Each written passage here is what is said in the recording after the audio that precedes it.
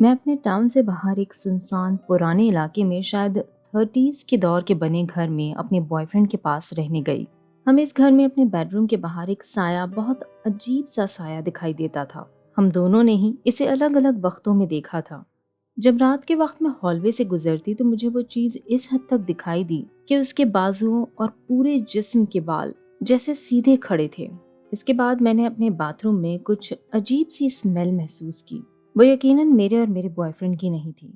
वो स्मेल ऐसी थी जैसे बेबी पाउडर या किसी बूढ़ी औरत के पास से आने वाली एक अजीब सी स्मेल या खुशबू कह सकते हैं। अब हम अक्सर ही अपने हॉल में से नॉकिंग की आवाज़ें और अजीब से विस्पर्स सुनते थे।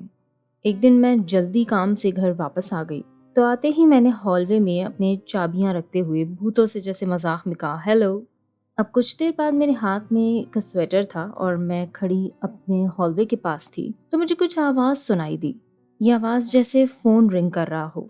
ये यकीनन मेरा फ़ोन नहीं था और ना ही मेरा बॉयफ्रेंड उस वक्त घर पर था, लेकिन ये आवाज़ मेरे घर से ही आ रही थी, बहुत हल्की सी टोन में। मैंने पहले सोचा कि शायद कोई ऐसी चीज़ बज रही है जो रिंगटोन साउंड कर रही है, लेकिन फिर सोचा कि हमारे पास ऐसी ज़्यादा कोई इलेक्ट्रॉनिक्स वाली चीज़ भी नहीं जिनमें से कोई ऐसी आवाज़ बने। मैं काफ़ी देर हैरत में खड़ी यही सोचती रही।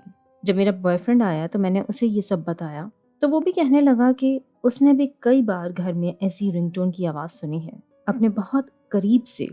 मुझे तो कभी कभी भूतों का सोचकर यकीन नहीं होता, लेकिन जब ऐसा कुछ होता है तो ये ज़रूर लगने लगता है कि यहाँ कोई है, कोई भूत या कोई अनदेखा वजूद।